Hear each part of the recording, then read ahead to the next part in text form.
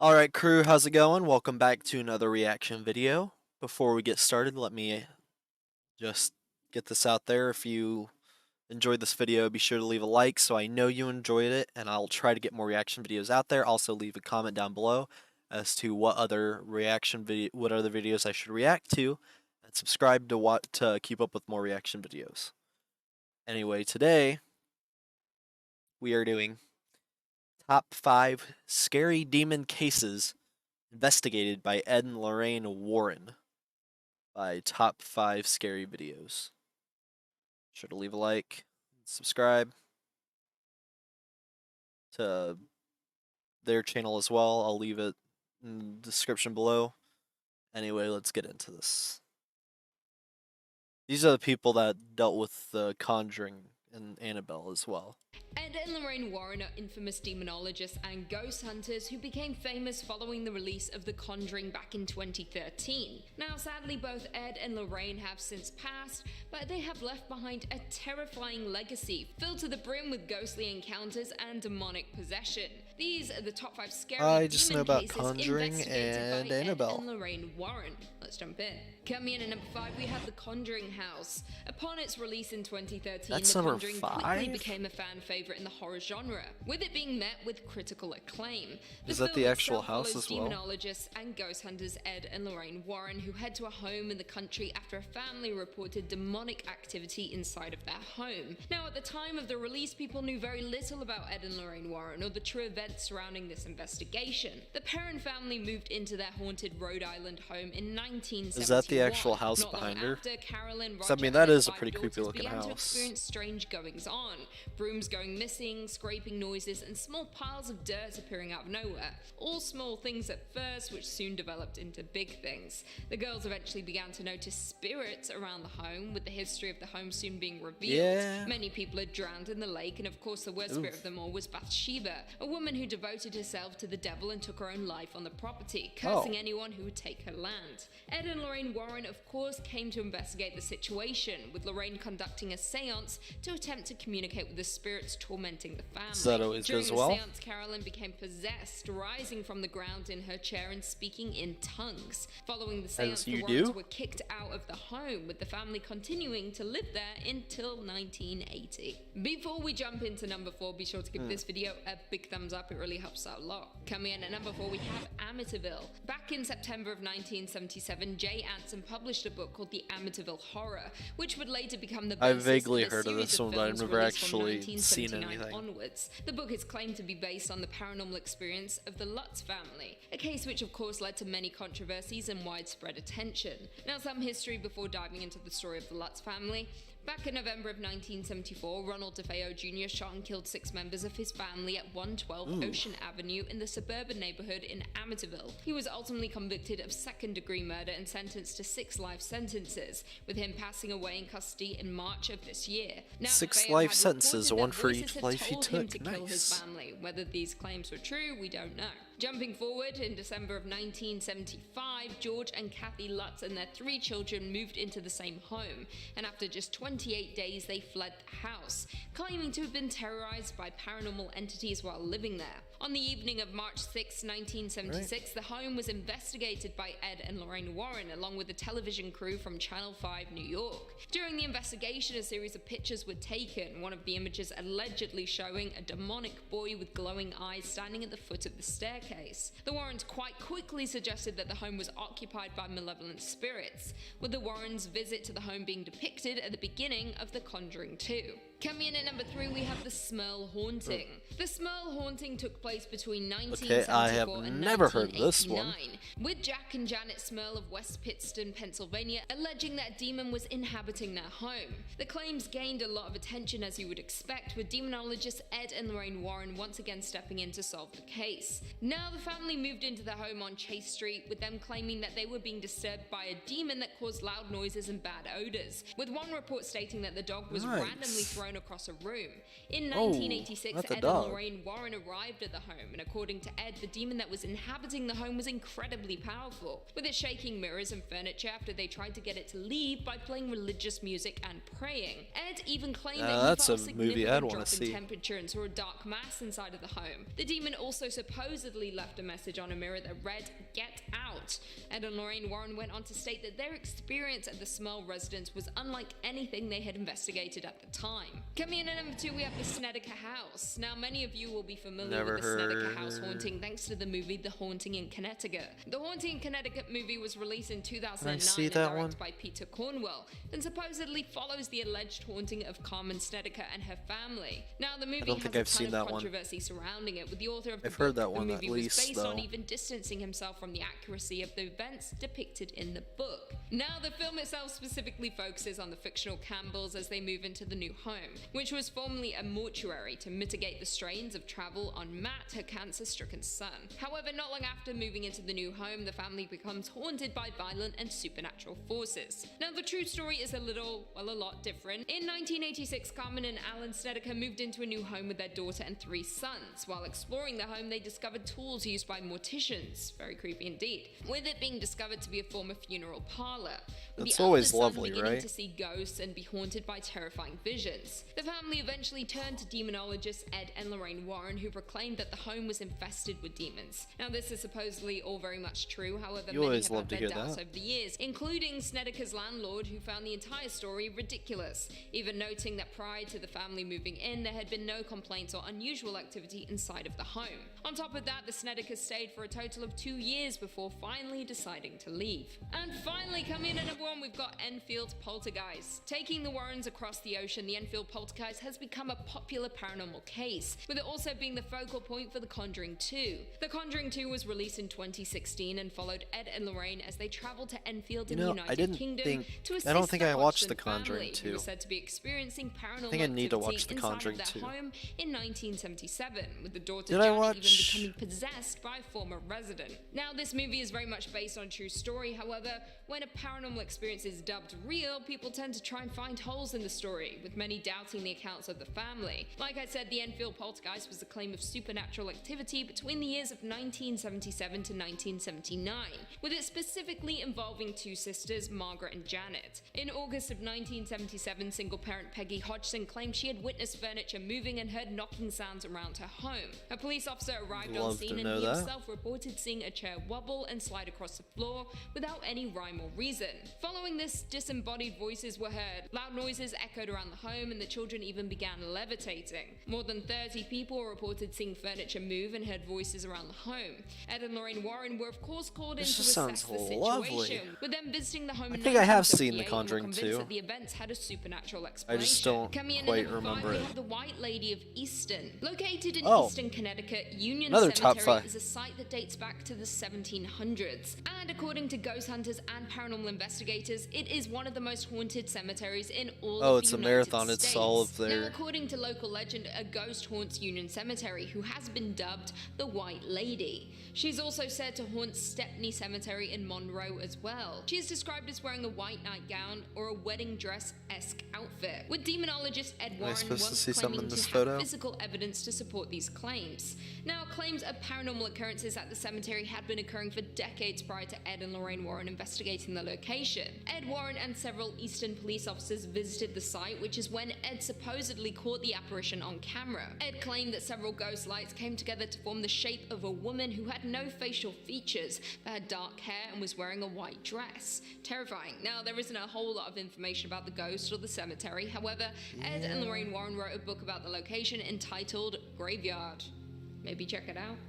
You do you. Before we jump into number 4, be sure to give this video a big thumbs up. It really helps out a lot. Sounds meh. Coming in at number 4, we have the South End Werewolf. Apparently, a lot of demonic activity occurs in Essex, with this being one of 2 to appear on our list. Born and raised in werewolf, South End eh? in Essex in the United Kingdom, Bill Ramsey began to experience trouble at the young age of 9 years old. He was outside one day when he began to feel a little strange. An icy blast swept over him and a foul stench appeared, causing him to almost vomit. Anger began to take hold, and the young young boy uprooted a fence post, swinging it around like a club with the fence still attached. It was stated that not even his parents were able to remove the post with their hands. Bill Ramsey then placed the wire meshing of the fence into his mouth and began to chew on it, terrifying his parents in the process, who supposedly ran into their home for safety. Following the incident, if I saw a 9-year-old doing that, I'd be scared too. Years. Bill Ramsey grew up, got married, and became a father of 3. However, during this time, he was plagued by nightmares, waking up in a cold sweat and feeling dread and unease. Once again, another 15 years passed with no repeated occurrences of what happened when he was a young boy. That was until 1983, when Bill was out at a pub with a few of his friends. After having a few drinks, he began to feel that same chill he experienced when he was young. He went to the bathroom, looked in the mirror, and looking back at him was a werewolf. He hopped in a car with a few friends heading home. However, he began to growl with his hands twisting into claws and proceeded to try to bite his friend's leg. After a handful of incidents that would follow this one, Bill was taken to a psychiatric hospital, with doctors being unable to explain his condition.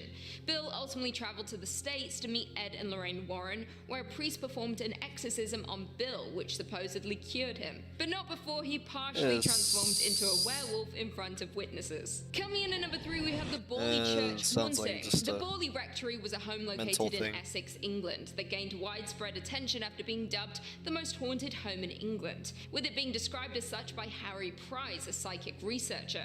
According to reports, the rectory itself has been haunted since it was built, that does look like with a creepy house. being filed in 1929 after the Daily Mirror published an article detailing the account of a visit by paranormal researcher Harry Price.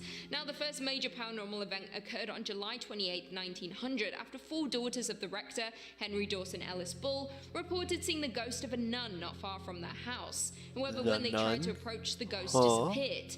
Other people throughout the years complained of similar sightings, including phantom coaches driven by headless horsemen. Freaky. However, let's take a look at the church. The hauntings date back even prior to these occurrences, with folklore claiming that the first haunting occurred in the 14th century following the execution of a nun who had an affair with a monk. The Warrens ended up traveling to Essex to investigate the claims of paranormal activity at the rectory. Did this inspire the nun? Chanting and organ music, along with sightings of the executed nun and of a ghostly monk. Prior to his death, Ed Warren even claimed to have captured a picture of the ghost monk, showing him leafing through a book inside of the church. Borley Church ultimately served as the inspiration for the movie The Nun, which sadly was a major letdown. Also, mostly fiction. Coming in at number 2, we have the Lindsay Street Haunting. Lorraine and I were in that house for almost 3 days and nights. We watched as furniture moved around, smashed, broke. People came in and witnessed this, firemen, priests. The home, located at 966 Lindley Street in Bridgeport, Connecticut, is a truly fascinating story, being dubbed the most haunted house in America, with the Warrens referring to it as, I quote, the most important poltergeist case of the last 100 years. The home What's worse, that or the now torn down demon house from Gary, Indiana? According to reports, several people claim to see furniture moving on its own accord and a crucifix flying off the wall.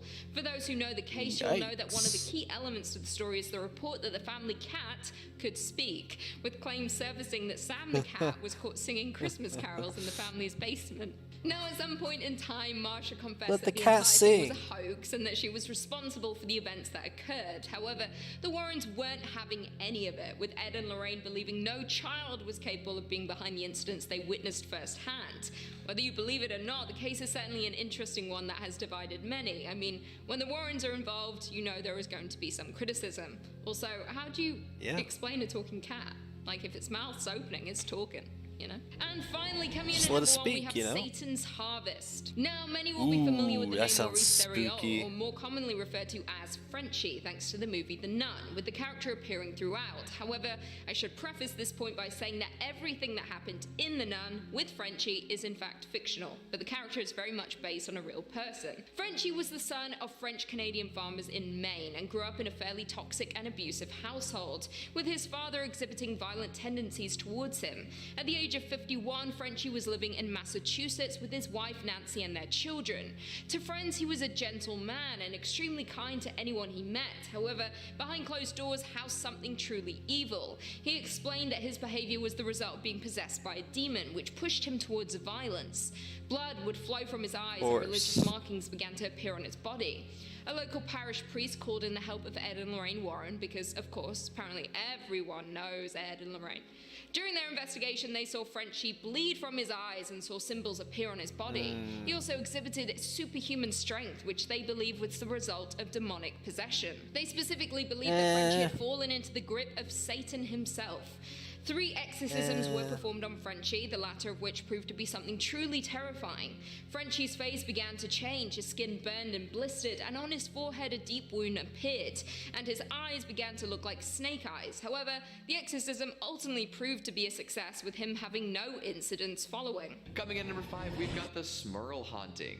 Technically, there already is a movie about the Smurl Haunting, titled The Haunted, and released as a made-for-TV movie back in 1991. Folks with cable television were treated to a horrifying vision of that should be demonic turned into possession movies? in Pennsylvania. However, we live in the golden age of streaming, with brand new top-notch movies and shows being released almost daily. So with the See, I like advances in paranormal filmmaking movies. technology and Paranormal maybe some movies are my assistance from favorite the research movies. team at Blumhouse, I think this tale could be brought back to life in incredible fashion. Blumhouse Based does on make what's some great happened with the movies. mainline Conjuring series lately, Produce. it would be interesting to see a return to a strictly haunted house format, but the story here is rich enough to make it work. Here's the real-life story of the Smurls. Hopefully you'll see how it works as a movie. In the mid-70s, Janet and Jack Smurl were forced out of their home due to flood damage. They packed up their stuff, got their kids and parents in a car, and Janet moved and down Jack, to West just Pittston. such popular For a names while, around they that focused time. their energy on fixing the place up. Some painting needed to be done, and old appliances need to be replaced. Other than that, though, all seemed well. This was short-lived, however. Soon, weird things started happening. Tools would disappear without a trace or end up in places far away from where they should be. Stains would seep through brand new coats of paint no matter how thick it was laid on. Kitchen appliances would catch fire even if they weren't plugged in at the time. And of course, terrible smells permeated throughout but would disappear quickly once noticed. Pretty standard haunted stuff, Is if you that the ask one? me. Is it the one But talked that about was just the previously? beginning, as even more noticeable ghastly behavior began. The kids heard disembodied voices that pretended to be their siblings, and Janet insisted that she heard her mother-in-law calling out to her. Dark shapes would float around the house, and one night, one seemed to crawl into bed with the Smurls. Oh. Needless to say, they were pretty freaked out. I would Things be hit a too. fever pitch when the family dog was thrown up against the wall, and Janet Yep. was picked up and This was dangled talked 3 about feet in one in of the air. previous At that ones. point, it was time to bring in some help. The Warrens arrived and soon found out that there were 3 human spirits in the house, accompanied by a malevolent demon. 2 of the spirits were harmless, and the 3rd one was potentially violent, but the demon was the real problem. It made the other spirits do awful things and intensified the haunting plenty. You can see how this would make for an excellent horror movie, right? We meet the Smurls as they're moving in. Things are hunky-dory. However, the kids notice some strange stuff. Rid at of the night, and Mom demons, and set the Dad are ghosts wondering why their free. renovations aren't holding up. Then something changes, and it is full-on haunt mode. Ed and Lorraine show up, and the mystery begins to unravel. Tie it in with the other Conjuring flicks, and you've got yourself a summer horror blockbuster. Blumhouse, call me. Coming in at number 4, we've got Lindsay Street. Here we have another famous haunted house, which would perfectly align This one was with already the rest talked of the about. series had they not switched it up for The Devil Made Me Do It. I'm sure a return to form would go over just fine, though. Moving on from my goofy format-based nitpicking, here's a good story. Haunted houses tend to get folks interested in anything, so that's a good start. Also happening in the mid-70s at the time, this was a well-publicized poltergeist. Connecticut is famous for all sorts of haunted and damned locations, but Lindsay Street is probably one of the most famous. Gerard and Laura Goodwin, homeowners and Good Samaritans, reported an array of otherworldly attacks in their little bungalow. Windows were broken, furniture was scattered, a cat inexplicably spoke in poltergeist. English, and more. The longer this went on, the more folks became interested. For a while, all sorts I want of a folks talking that cat. wanted the Goodwins saw these paranormal Give me a occurrences talking too. cat. That's what made this such a high-profile haunting. Do I have to be All sorts of haunted to have a reputable talking and cat? reliable community members claiming to see insane, seemingly impossible things happening in their peaceful neighborhood. News teams, nosy neighbors, firefighters, police squads, priests, and of course the Warrens were called in to see what they could do. And then, just like the neighbors, the policemen and firefighters saw the paranormal experiences happening. So there are a few ways we could approach this tale of terror in a cinematic fashion. There's the obvious way, which is fitting the events into the Conjuring universe and having all sorts of new characters introduced that could have witnessed the haunting. Everything's gotta be the Conjuring Classic universe. can't miss stuff right there. If However, it's the connected guy to the who Warrens, took a it's bunch connected of to the film courses universe. in university makes me want to look at this a little differently. You know, I want to hear all sorts of different perspectives, a bit of he said, she said. Maybe investigate what each individual saw and see if there is an ultimate answer. If I'm being too vague, I'll come right out and say it. Let's make a haunted house Rashomon. Like, have the Warrens or some surrogate demonologists come in at the very beginning and ask folks what's happening. Then you get accounts from each invested party, and every tale is different in some way or another. And then, as is the case with most real-life haunted houses, we don't really come away with a concrete answer. Just the tales of those who experienced it themselves and the tricky job of putting the pieces together ourselves. Like a murder and mystery, but instead of a murder, it's haunted. Ghosts and romance. Ain't Oh, nothing this is a better, new right? one. Plus, when was the last time they made a specter-filled love story for the big screen? We got Warm Bodies a while ago, but since then we've really seen nothing new. Maybe a few indie movies where the monsters are surprisingly alluring, and I suppose The Shape of Water counts for something, but all of those have physical monsters to smush. Lust is a hell of a drug, don't you know? So what if we took the story of a girl summoning a ghost via Ouija board and then falling in love with it? Well, that's what happened with And the that girl's Donovan got family problems. haunting. Their daughter brought a demon into the house, dated it for a bit, and then realized that it was just using her to sap at the life force of everyone around. Yikes. You've heard of people being used for their bodies or their money, but their life energy? That's gotta sting a little bit. It would be a fun descent into madness, with audiences realizing halfway through that this otherworldly suitor does not have the protagonist's best interests at heart. Definitely worth a rewatch to see what you missed the first time, too. Coming in at number 2, we've got the South End Werewolf. Now, we've talked about returning This to haunted one's already been houses a talked couple about times today already. with varying results, but what about adding a werewolf story to the Conjuring universe? Now, that's what I'm talking about. The Warrens apparently had a run-in I don't with think some this sort one of was real. This Lycan one was just a adjacent during mental one of their exorcisms. mental It wasn't problem. a traditional werewolf. Full moons and silver bullets were more or less left out of the equation. But in the case of Bill Ramsey, a hellish transformation apparently did take place. As a kid, Ramsey had a few bestial outbursts, but seemed to chill out as he got a little older. However, out of the blue, an adult Ramsey started acting absolutely feral once more. After a brief stint in a mental hospital, Ramsey linked up with the Warrens and made his way to the States, where a priest was waiting to perform an exorcism. During this ritual, witnesses claimed to have seen him turn partially into some sort of man-beast.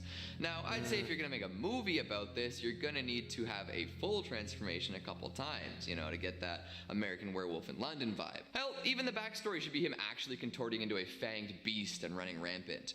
It won't be all true, but it will make for some excellent popcorn moments. And finally, at number 1, we've got West Point. Unsurprisingly, there are a lot of haunted military academies out there. One of the most famous, and therefore most movie-worthy, is the West Point Academy in New York. For years, cadets, recruits, superintendents, librarians, and more reported weird goings-on. Ghost soldiers would appear before frightened students, and items Ghost frequently got tossed around. soldiers. All sorts of colorful undead characters tend to show up here as well. There's the Pusher, a chilling apparition that pushes and holds people down in their sleep, rendering them immobile. Then there's the ghost cook Molly, who is a little disgruntled and likes to rumple bed sheets and smash wine bottles. One of the most famous ghosts here is a soldier turned murderer known as Greer. The Warrens were called in during the 70s to see what they could do about it all and spoke with and did impressions of some of these figures. Any or all of these ghosts would make for a really fun flick filled with poltergeist-style scares and ghosts with real personality.